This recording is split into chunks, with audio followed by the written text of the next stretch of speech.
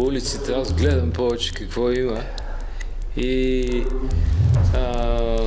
ако има нещо интересно и необикновено, винаги го събирам и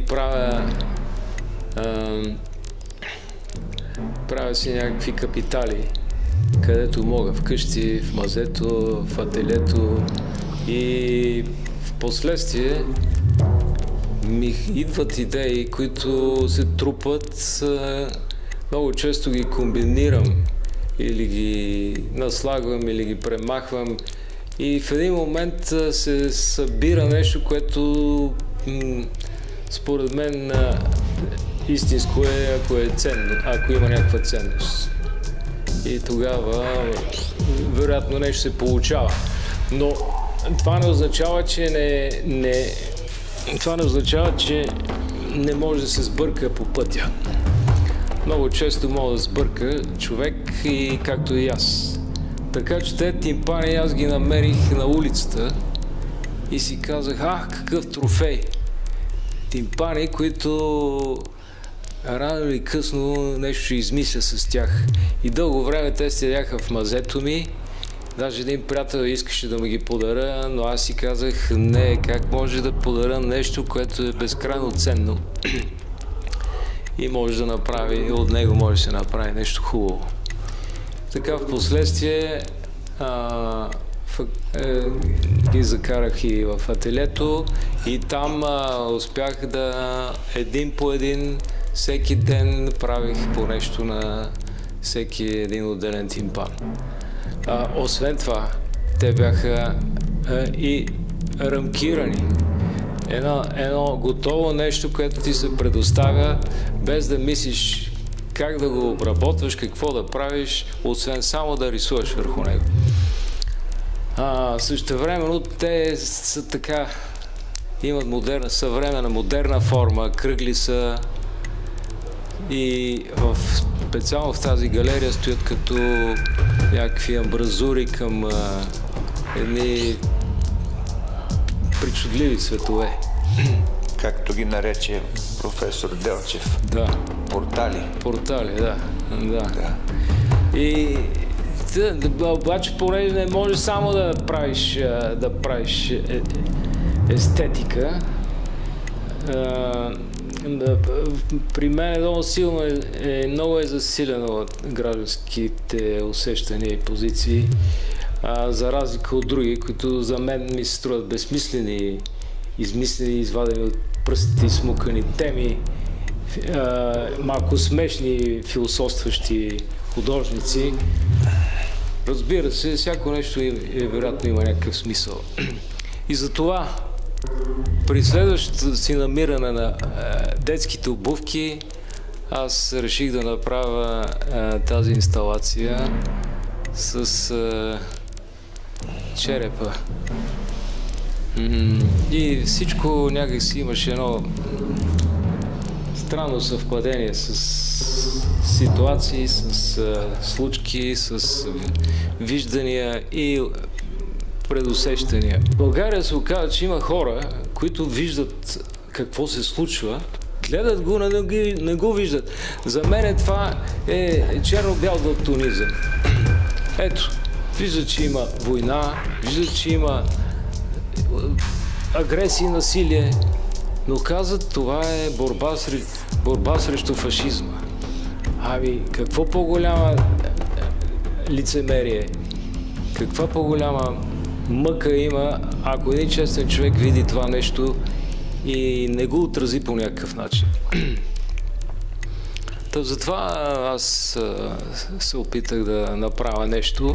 Сега, дали е много буквално, но беше в един такъв кризисен мой период, в който трудностите обосрят мисленето, но пък и понякога притискат и може би пречат. Но мисля, че все пак се получи. The other point of view.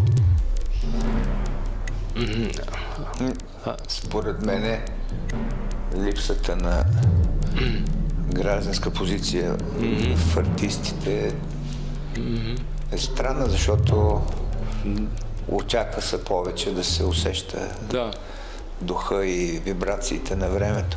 Точно така. Да, това ти хубаво ме предизвикваш да кажа това. Как може във време, в което това нещо е от много голямо значение и гражданската позиция е от голямо значение, човек да си мисли някакви съвсем отвлечени неща, сякаш не живее на земята, сякаш е в облаците. Ето, и това до някъде съм го направил. Но затова направих и другото. И както и тая работа тук с... Неидентифициран субект. Неидентифициран субект, да. Не съм почнал, може би, преди 2-3 години исках да направя, понеже имаме и такива алумини, пак събирани от времето, и исках да направя една изложба, така наречена, да я нареча перфорации. И започнах с една замбада да правя едни дупки на тая платформа. Обаче някакси ми стояха ми изолирано. И в последствие всичко като че ли някакси дойде някакси се намести. Което за мен този процес винаги е съществувал така. Започвам нещо, като че ли винаги има някакво предсказание в това, което започвам. Като че ли неща, които ще се случат, на мен ми се явявали по някакъв начин в някакъв зачатък. И след това, като че ли времето и ситуацията и случките в живота го допълват, което е много странно. И не е случайно. Когато правих вируса, аз знам ти дали знаеш, имах един вирус още 2013 година.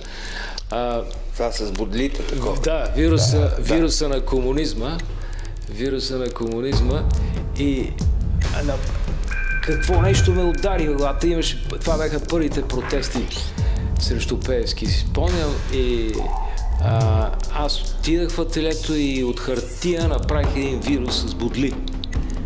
Последствие, години пък по-късно дойде истинския вирус на COVID и като че ли всичките ми неща, инсталации, които съм правил, са били пророчески, някакси предвиждащи нещо, което в последствие се случва. И за мен това е също феномен, не знам. Не мога да си го обясна. Може би човек има някои хора имат някаква такава, не знам как се нарича това, дарва за предсказание или какво е, не знам. Провидец. Провидец, Значи, внимавай, какво говориш. Да.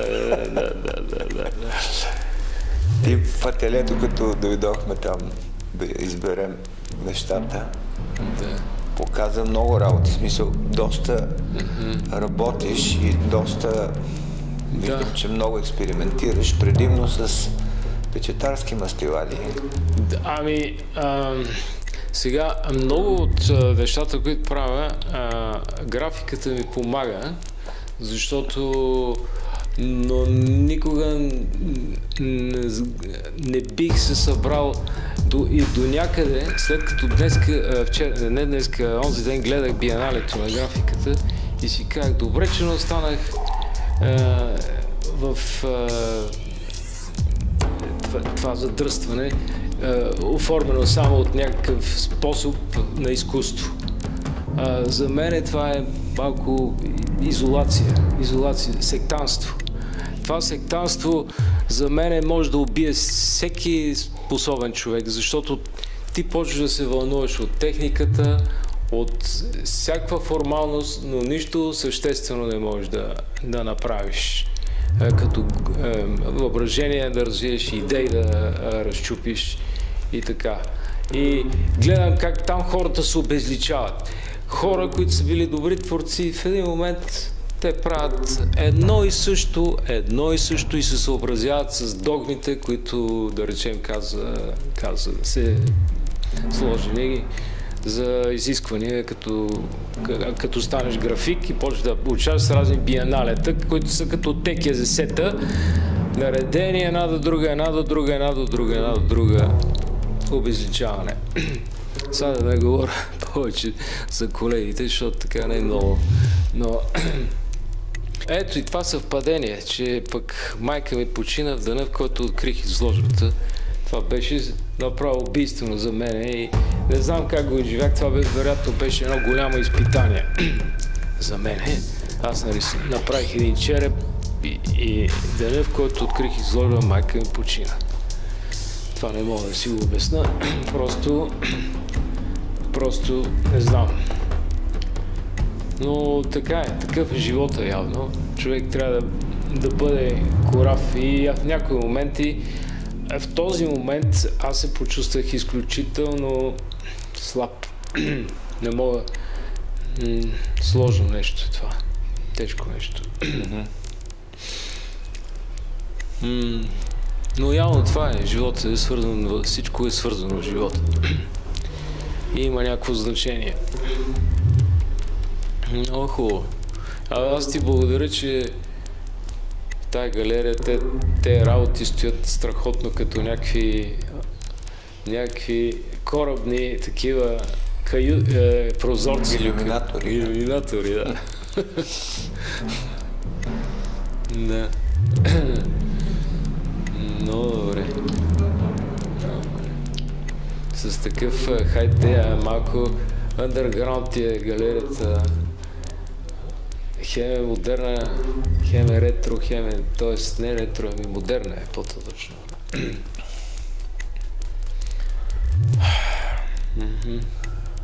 Много хубаво. Добре, че се сети да направиш такова нещо. Да. Имаш ли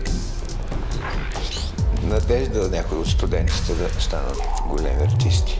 Много нещата някакси опадъчно се движат. Не виждам много рядко в една година, да речем, един студент или айде двама. Всичко друго е, особено след COVID-а, има страхотен опадък, несериозност. Не знам. Може би нормално е в някакви периоди така да става. Периоди от живота. Както и преподаватели, вече ги няма в академията. Малко лековато е повечето. Но ето, вчера идваха две студентки на откриването, които са много талантливи и много способни и много интересни работи правят. Все пак има по един-двама души на година от няколко курса може да се намери такъв.